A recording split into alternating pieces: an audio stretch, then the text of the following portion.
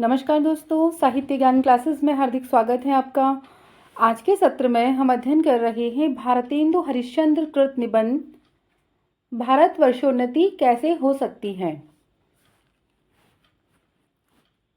इस निबंध का हम विस्तार से अध्ययन करेंगे, संपूर्ण निबंध, क्योंकि वर्तमान समय की जो परीक्षाएं हो रही हैं उन सभी परीक्षाओं में बहुत छोटे छोटे प्रश्न और विस्तार से प्रश्न आते हैं। कि चलिए शुरू करते हैं निबंध। भारतेंदु हरिश्चंद्र का निबंध भारतवर्षोन्नति कैसे हो सकती है। यह निबंध भारतेंदु का बलिया व्याख्यान पर आधारित निबंध है। भारतेंदु हरिश्चंद्र ने इस निबंध में यह प्रदर्शित किया है, यह भारतवासियों के मन में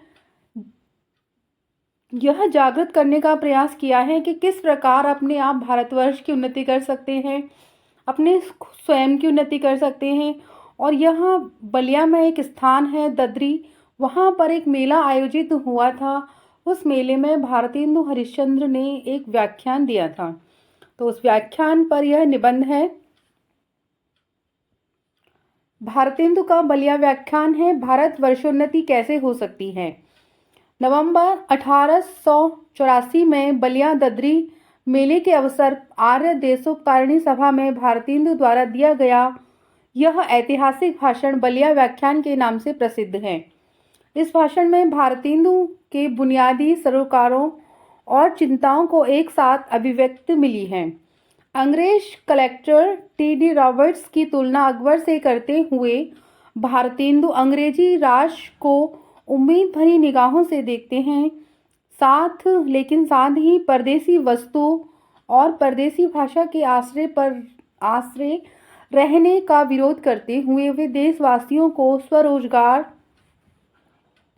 और स्वदेशी के लिए प्रेरित करते हैं। वह कहते हैं कि हमें अपने देश में विदेशी वस्तुओं का त्याग करना चाहिए, अपने देश में रोजगार को बढ़ावा देना चाहिए और व्यक्तियों को, यहाँ के निवासियों को स्वदेशी वस्तुओं का चयन करना चाहिए अपने उपयोग के लिए। जातिगत सांप्रदायिक सौहार्द की कामना और व्रतों त्योहारों की वैज्ञानिक व्याख्या के साथ वे शास्त्र सम्मत प्रगतिशीलता का आह्वान करते हैं। स्त्री विरोधी सामंती प्रथाओं, बहुविवाह और बाल विवाह का विरोध करते हुए वे लड़कियों को भी पढ़ाने की मांग करते हैं। पुराने समय में महिलाओं के लिए शिक्षा का विरोध था, महिलाओं को शिक्षा का अधिकार नहीं था, उन्हें घर के कार्य के लिए ही विशेष कर समझा जाता था कि महिला है तो घर का काम ही करेंगी। पर भारतेंदु जी ने ऐसा उसका विरोध किया है और कहा है कि जिस प्रकार पुरुषों के लिए शिक्षा आवश्यक है जीवन में, उसी प्रकार महिलाओं के जीवन में भी शिक्षा की उतनी ही उपयोगिता है। बाल विवाह का विरोध किया है उन्होंने। वे लड़कियों को पढ़ाने की मांग करते हैं, लेकिन प्रचलित चाल से नहीं, बल्कि ऐसी चाल से जो उन्हें पति भक्ति सिखाए। भारतेंदु का वह व्याख्यान हिंदी नवजागरण की संभावनाओं, अंतर्विरोधों और कश्मकशों को समझने के लिहाज से एक महत्वपूर्ण दस्तावेज है। तो हम इस निबंध का अध्ययन कर रहे हैं और यह निबंध यूजीसी नेट में प्रस्तावित भी है। तो चलिए शुरू करते हैं निबंध। आज बड़े आनंद का दिन है। छोटे से नगर बलिया में हम इतने मनुष्यों को एक बड़े उत्साह से एक स्थान पर देखते हैं। इस अभागे देश में जो कुछ हो जाए वही बहुत है, यानी भारतवर्ष के लिए कह रहे हैं। बनारस ऐसे बड़े नगरों में जब कुछ नहीं होता तो हम यह नहीं कहेंगे कि बलिया में जो कुछ हमने देखा वह बहुत ही प्रशंसा के योग्य है। इस उत्साह का मूल कारण जो हमने खोजा तो प्रकट हो गया कि इस देश के भाग्य से आजकल यहाँ सारा समाज ही ऐसा एकत्र है। रावट साहब बहादुर ऐसे कलेक्टर जहाँ हो वहाँ क्यों न ऐसा समाज हो। जिस देश और काल में ईश्वर ने अकबर को उत्पन्न किया था, उसी में अबुल फजल, बीरबल, टोडरमल को भी उत्पन्न किया। यहाँ रावट साहब अकबर हैं तो मुंशी चतुर्भुज सहाय, मुंशी बिहारीलाल साहब आदि अबुल फजल और टोडरमल हैं। हमारे हिंदुस्तानी लोग तो रेल की गाड़ी हैं। यह महत्वपूर्ण है कि ये कथन आता है कि हमारे हिंदुस्तानी लोग तो रेल की गाड़ी हैं, यद्यपि फर्स्ट क्लास सेकंड क्लास आदि गाड़ी बहुत अच्छी अच्छी और बड़े बड़े महसूल की इस ट्रेन में लगी हैं, पर बिना इंजन सब नहीं चल सकती। वैसे हिंदुस्तानियों के लिए उन्होंने कहा है कि सभी क्या हैं, रेल के डिब्बे की तरह हैं कि कोई व्यक्ति उन्हें चलाने वाला होना चाहिए। किसी ने कहा ये कार्य करो तो भारतवासी वह कार्य करने लगते हैं, पर स्वयं से वह कार्य वो नहीं करते। हिंदुस्तानी लोगों को कोई चलाने वाला हो तो वो क्या नहीं कर सकते। वह कहते हैं कि हिंदुस्तानी व्यक्तियों को रेल के इंजन के समान कहा है कि अगर रेल के डिब्बों के समान, अगर उसमें इंजन यानी कोई व्यक्ति चलाने वाला नहीं है तो वो स्वयं कोई कार्य नहीं करेंगे, कोई उनको चलाने वाला होना चाहिए।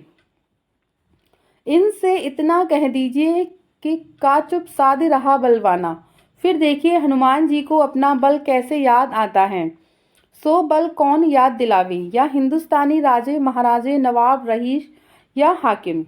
राजे महाराजाओं को अपनी पूजा भोजन झूठी गप से छुट्टी नहीं, हाकिमों को कुछ तो सरकारी काम घेरे रहता है, कुछ बाल घुड़दौड़ थिएटर में समय गया, कुछ समय बचा भी तो उनको क्या गरज है कि हम गरीब गंदे काले आदमियों से मिलकर अपना अनमोल समय खोवें। बस यही मसल वही, तुम्हें गैरों से कब फुर्सत, हम अपने गम से कब खाली। चलो बस हो चुका मिलना, न हम खाली न तुम खाली।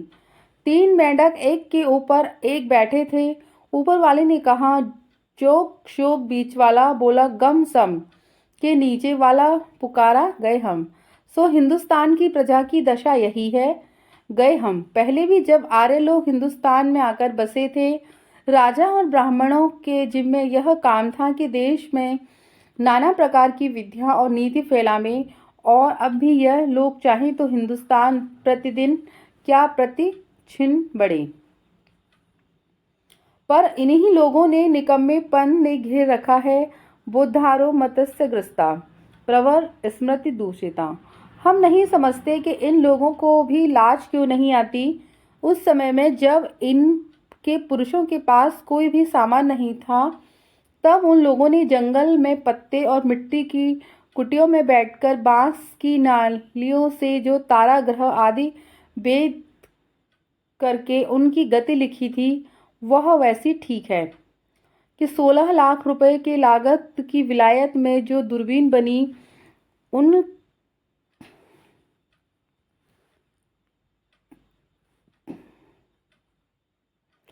ग्रहों को भेद करने में वही गति ठीक आती है। जब आज इस काल में हम लोगों को अंग्रेजी विद्या की और जनता की उन्नति से लाखों पुस्तकें और हजारों यंत्र तैयार हैं, तब हम लोग निरीह चुंगी की कतवार फेंकने की गाड़ी बन रहे हैं। यह समय ऐसा है कि उन्नति ही मानो घुड़दौड़ हो रही है। अमेरिकन, अंग्रेज, फरासी आदि तुर्की राजा सब सरपट दौड़े जाते हैं। सबके जी में यही है कि पाला हम ही पहले छू लें। उस समय हिंदू काटियाबाड़ी खाली खड़े खड़े टाप से मिट्टी खोदते हैं। इनकी औरों को जाने दीजिए, जापानी टट्टुओं को हाँफते हुए दौड़ते देखकर भी लाज नहीं आती। यह समय ऐसा है कि जो पीछे रह जाएगा फिर कोटि उपाय किए भी आगे न बढ़ सकेगा। इस लूट में, इस बरसात में भी जिसके सिर कमबख्ती का छाता, आंखों पर मूर्खता की पट्टी बंधी रहे, उन पर ईश्वर का कोप ही कहना चाहिए। वो बता रहे हैं कि अन्य देश, अमेरिका, जापान, सभी देश कितनी तरक्की कर रहे हैं और भारत उस दौड़ में सबसे पीछे है, क्योंकि वहाँ की जनता रेलगाड़ी के डिब्बों के समान है कि कोई एक आगे बढ़ेगा तभी सभी आगे बढ़ेंगे, अब स्वयं से कोई कार्य अच्छा नहीं करेंगे। मुझको मेरे मित्रों ने कहा था कि तुम इस विषय पर आज कुछ कहो कि हिंदुस्तान की कैसे उन्नति हो सकती है।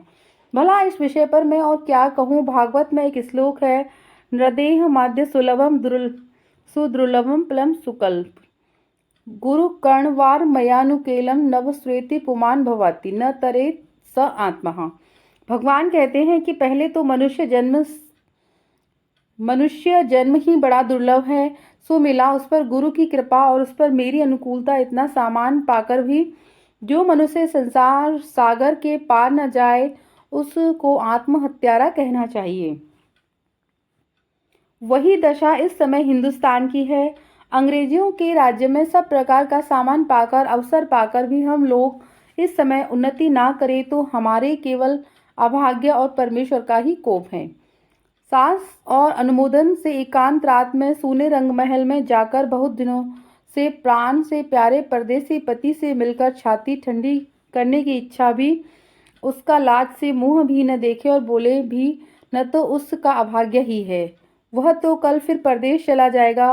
वैसे ही अंग्रेजों के राज्य में भी जो कुछ हम मेंढक और काठ के उल्लू पिंजड़े के गंगाराम ही रहे तो फिर हमारी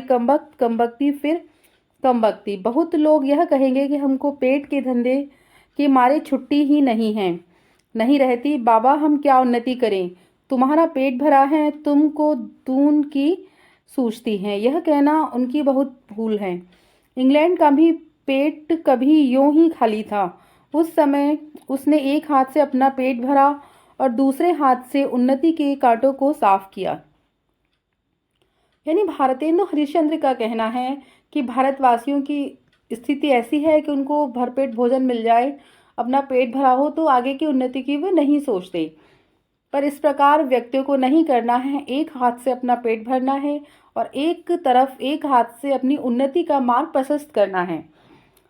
क्या इंग्लैंड में किसान, खेत वाले, गाड़ीवान, मजदूर, कोचवान आदि नहीं हैं? किसी देश में भी सभी पेट भरे हुए नहीं होते, किंतु वे लोग जहाँ खेत जोते बोते हैं वहीं उसके साथ यही सोचते हैं कि ऐसी कौन नई फल व मसाला बनावे जिससे इस खेत में आगे से दून अन्न उपजे। यानी वह जो खेती करते हैं कृषक, वो खेती करते समय वह नहीं सोचते कि जो हम कर रहे हैं उसी पुराने ढर्रे से, उसी पुराने परंपरा से कार्य को करते रहें। वह इस प्रकार सोचते हैं कि हम ऐसी कौन सी नई फसल या मसाला उगाएं यहाँ पर जिससे हमारे पास और तरक्की हो, हम और उन्नति के मार्ग पर प्रशस्त हों। विलायत में गाड़ी के कोचवान भी अखबार पढ़ते हैं। जब मालिक उतर कर किसी दोस्त के यहाँ गया उस समय कोचवान ने गद्दी के नीचे से अखबार निकाला। यहाँ उतनी देर कोचवान हुक्का पिएगा व गप माफ करेगा, सो गप भी निकम्मी। वहाँ के लोग गप ही में देश के प्रबंध छांटते हैं। वह कहते हैं कि गाड़ी का कोचवान है वह भी न्यूज़पेपर पढ़ेगा, अखबार पढ़ेगा, पर भारतवर्ष में ऐसा नहीं होता। अगर कोई गाड़ी या ड्राइवर गाड़ी ड्राइव कर रहा है, मालिक कहीं गया है, उतने समय में वो सिगरेट पिएगा, बीड़ी पिएगा, गुटखा खाएगा, अन्य कार्य करेगा, पर वो अच्छे कार्य नहीं करेगा। सिद्धांत यह है कि और क्या करते हैं, गप मारते हैं। ड्राइवर आपस में मिल जाएं दो लोग तो वो ऐसा नहीं करते। सिद्धांत यह है कि यहाँ के लोगों का यह सिद्धांत है कि क्षण भी व्यर्थ न जाए, यानी एक भी क्षण व्यर्थ नहीं जाना चाहिए। यहाँ उसके बदले यहाँ के लोगों को जितना निकम्मापन हो उतना ही वह बड़ा अमीर समझा जाता है। आलस यहाँ इतना बढ़ गया है कि मलुकदास ने दोहा ही बना डाला, अजगर करे न चाकरी, पंछी करे न काम, दास मलुका कह गए सबके दाता राम। चारों ओर आंख उठाकर देखिए तो बिना काम करने वालों की ही चारों ओर बढ़ती है। रोजगार वहीं कुछ भी नहीं है। अमीरों की मुसाहिबी, दलाली या अमीरों के नौजवान लड़कों को खराब करना या किसी की जमा मार लेना, यानी चोरी डकैती करना, किसी का पैसा मारना, यही सब भारतवर्ष में होता है। इनके सिवा बतलाइए और कौन रोजगार है? यहाँ पर कोई रोजगार नहीं है जिससे कुछ रुपया मिले। चारों ओर दरिद्रता की आग लगी हुई है। किसी ने बहुत ठीक ही कहा है कि दरिद्र कुटुंबी इस तरह अपनी इज्जत को बचाता फिरता है जैसे लाजवंती बहू फटे कपड़ों में अपने अंग को छिपाई जाती है। वही दशा हिंदुस्तान की है। मर्दमशुमारी का रिपोर्ट देखने से स्पष्ट होता है कि मनुष्य दिन दिन यहाँ बढ़ते जाते हैं और रुपया दिन दिन कमती होता जा रहा है। यानी क्या है कि दिन प्रतिदिन यहाँ की जनसंख्या, पॉपुलेशन इतनी ज़्यादा है कि दिन प्रतिदिन मनुष्य बढ़ रहे हैं यहाँ पर, और रुपया और बेरोजगार यहाँ पर कम होता जा रहा है।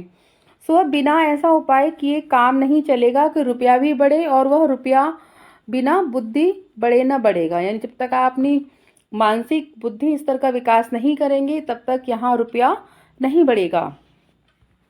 भाइयों, राजा महाराजाओं का मुंह मत देखो, मत आशा रखो कि पंडित जी की कथा में ऐसा उपाय बताएंगे कि देश का रुपया और बुद्धि बढ़े। तुम आप ही कमर कसो, आलस छोड़ो। कब तक अपने जंगली हुस मूर्ख बोधे डरपोक ने फुकारोगे? दौड़ो इस घुड़दौड़ में, जो पीछे पड़े तो फिर कहीं ठिकाना नहीं है। फिर कब राम जनकपुर रहें, अब की जो पीछे पड़े तो फिर रसातल ही पहुंच जाएंगे।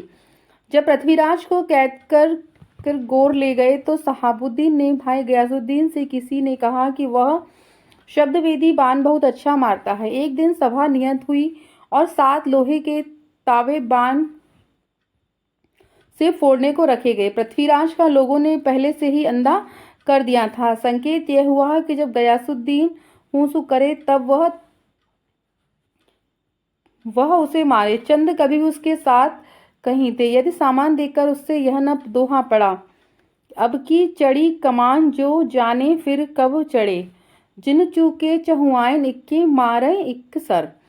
उस समय संकेत समझकर गयासुद्दीन ने तो हूँ किया कि पृथ्वीराज ने उसी को बाण मार दिया।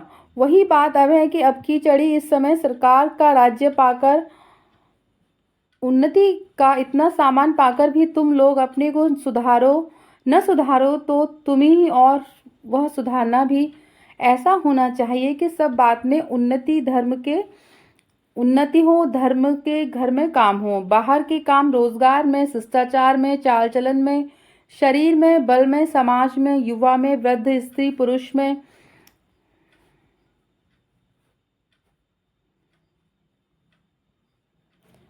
अमीर में, गरीब में, भारतवर्ष की सब व्यवस्था, अब जाति, सब देश में उन्नति करो। तब ऐसी बात छोड़ो तो तुम्हारे इस पंथ के कंटक को,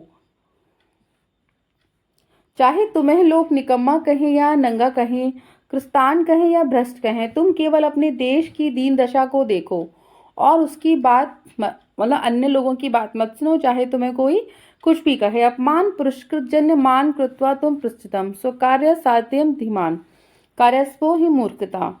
यानी जो लोग अपने को देश हितैषी लगाते हैं वो अपने सुख की होम करके, अपने घर, अपने धन और मान का बलिदान करके कमर कस के उठो। देखा देखी थोड़े दिन में सब हो जाएगा। अपनी खराबियों के मूल कारणों को खोजो।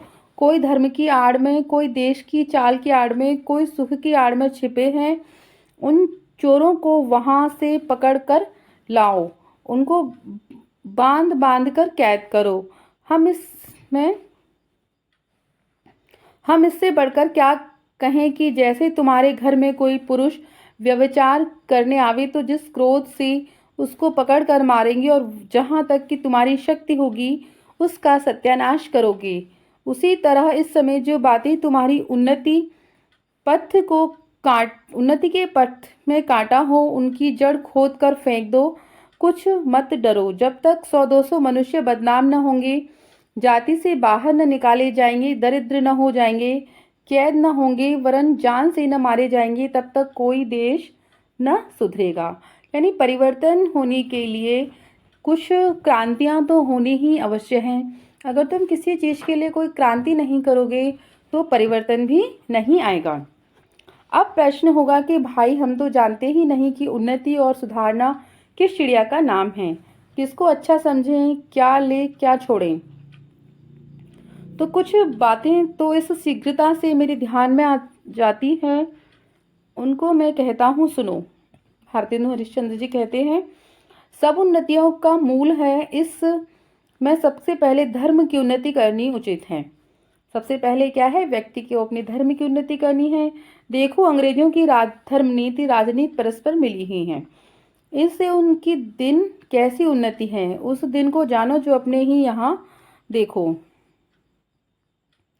तुम्हारे यहाँ धर्म की आड़ में नाना प्रकार की नीति, समाज गठन, वैदिक आदि भरे हुए हैं। दो एक मिसाल सुनो, यहीं तुम्हारा बलिया का मेला और यहाँ स्थान क्यों बनाया गया है, जिसमें जो लोग कभी आपस में नहीं मिलते, 10-10, 5-5 कोस से वे लोग एक जगह एकत्र होकर आपस में मिलें, एक दूसरे का सुख दुख जाने, गृहस्थी के काम की वह चीजें जो गांव में नहीं मिलती यहाँ से ले जाएं। एकादशी व्रत क्यों रखा है? जिससे महीने में 2 एक उपवास और शरीर शुद्ध हो जाए। गंगा जी नहाने जाते हैं तो पहले पानी सिर पर चढ़ाकर तब पैर पर डालते हैं। डालने का क्या विधान है? इसमें तलुए से गर्मी सिर पर चढ़कर विकार उत्पन्न न करे। इसी तरह दिवाली इसी हेतु है कि इसी बहाने साल भर में एक बेर तो सफाई अवश्य हो जाए। होली इसी हेतु है कि बसंत की बिगड़ी हवा स्थान स्थान पर अग्नि बलने से स्वस्थ हो जाए। यही त्योहार ही तुम्हारी म्यूनिसिपैलिटी। ऐसे में सब पर्व, सब तीर्थ व्रत आदि में कोई हिकमत है, यानी सभी तीर्थ हैं, सभी पर्व हैं, उनका कोई ना कोई कारण है। उन लोगों ने धर्मनीति और समाज नीति को दूध पानी की भांति मिला दिया है। खराबी जो बीच में भई है वह यह है कि उन लोगों ने ये धर्म क्यों मानने लिखे हैं कि लोगों ने मतलब नहीं समझा और इन बातों को वास्तविक धर्म मान लिया। भाइयों, वास्तविक धर्म तो केवल परमेश्वर के चरण कमल का भजन है। ये सब तो समाज धर्म है जो देश काल के अनुसार सोचे बदले जा सकते हैं। दूसरी खराबी यह हुई है कि उन्हीं महात्मा बुद्धिमान ऋषियों के वश के लोगों ने अपने बाप दादों का मतलब न समझकर बहुत से नए नए धर्म बनाकर शास्त्रों में धर दिए। बस सभी तिथि व्रत और सभी स्थान तीर्थ हो गए। सो इन बातों को एक बेर आंख खोलकर देख कर और समझ लीजिए कि फलानी बात उन बुद्धिमान ऋषियों ने क्यों बनाई। उनमें देश और काल के अनुकूल और उपकारी और ग्रहण कीजिए। बहुत सी बातें जो समाज विरुद्ध मानी जाती हैं किंतु धर्मशास्त्रों में जिनका विधान है उनको चलाइए, जैसा जहाज का सफर, विधवा विवाह आदि। लड़कों को छोटेपन में ही ब्याह करके उनका बल, धीरज, आयुष्मान सब मत खटाइए। आप उनके माँ बाप हैं या शत्रु, वीर्य उनके शरीर में पुष्ट होने दीजिए। नोन तेल लकड़ी की फिक्र करने की बुद्धि सीख लेने दीजिए, तब उनका पैर काठ में डालिए। यानी क्या है? बाल विवाह मत करिए, बच्चों को समृद्ध होने दीजिए, बलवान होने दीजिए। कुलीन प्रथा, बहु विवाह आदि को दूर कीजिए। लड़कियों को भी पढ़ाइए, किंतु इस चाल से नहीं कि जैसे आजकल पढ़ाई जाती है, जिससे उपकार के बदले बुराई होती है। ऐसी चाल में उनको शिक्षा दीजिए कि वह अपना देश और कुल धर्म सीखें, पति की भक्ति करें और लड़कों को भी सहज शिक्षा दें। वैष्णव शास्त्र इत्यादि नाना प्रकार के मत के लोग आपस में बैर छोड़ दें। यह समय इन झगड़ों का नहीं। हिंदू, जैन, मुसलमान सब आपस में मिलिए। जाति में कोई चाहे ऊंचा हो या नीचा, सबका आदर कीजिए। जो जिस योग्य हो उसे वैसा मानिए। छोटी जाति के लोगों का तिरस्कार करके उनका जी मत तोड़िए। यानी छोटी जाति के जो लोग हैं उनका तिरस्कार नहीं करना है, उनका जी।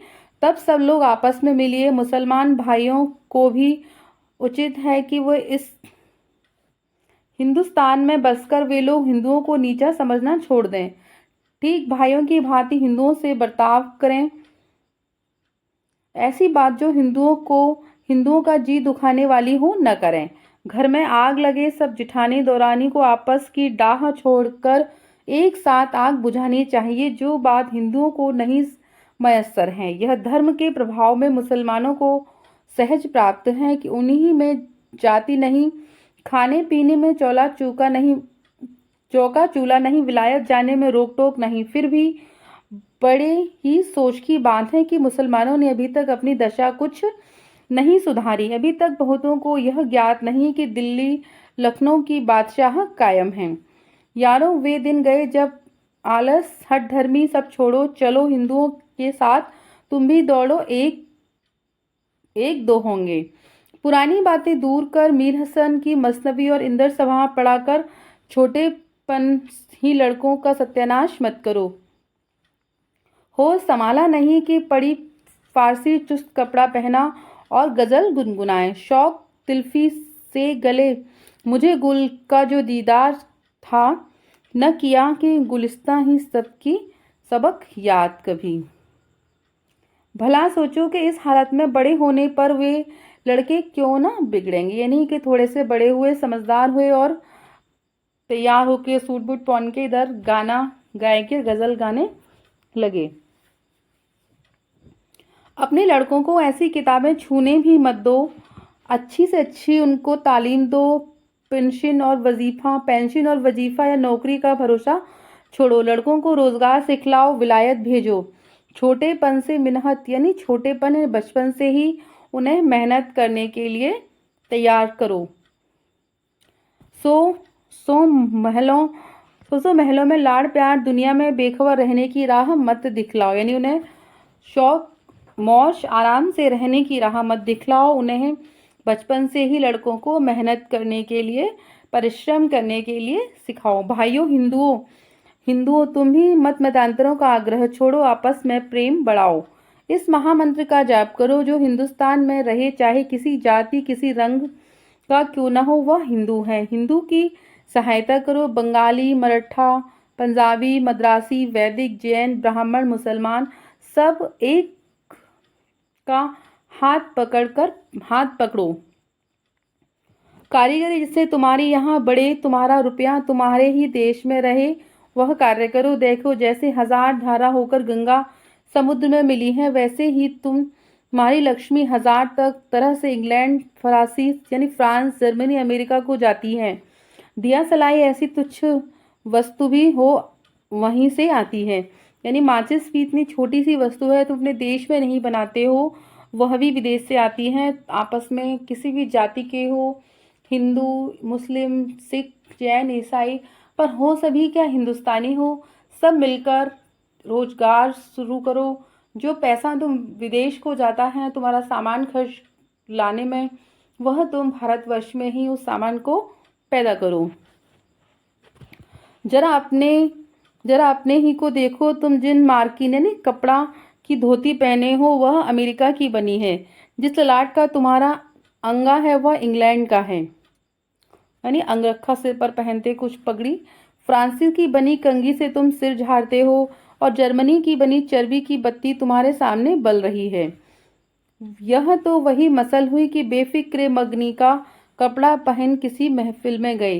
कपड़े को पहचानकर एक ने कहा, जी अंगा तो फलाने का है। दूसरा बोला, जी टोपी भी फलाने की है। तो उन्होंने हंसकर जवाब दिया कि घर की ही तो मूछें ही मूछें हैं। हाय अफसोस, तुम ऐसे हो गए हो कि अपने निज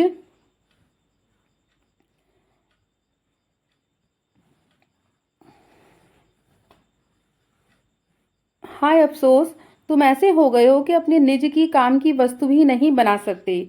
और भारतवासियों से कहते हैं कि तुम इस प्रकार के हो गए हो कि अपने जो दैनिक प्रयोग की वस्तुएं हैं, तुम वह भी विदेशी इस्तेमाल कर रहे हो।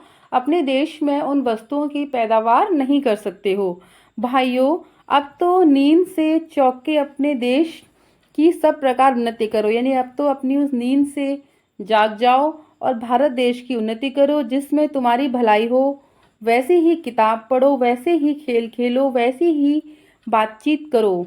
परदेशी वस्तु और परदेसी भाषा के भरोसे मत रखो। यानी परदेसी वस्तुएं, वहाँ से जो वस्तुएं आ रही हैं उनको छोड़ो और उनका भरोसा मत करो। अपने देश में, अपनी भाषा में अपनी उन्नति करो। वह कहते हैं कि अपने देश में, अपनी भाषा में, अपने देश की उन्नति करो। दूसरों के आश्रय या भरोसे मत बैठो।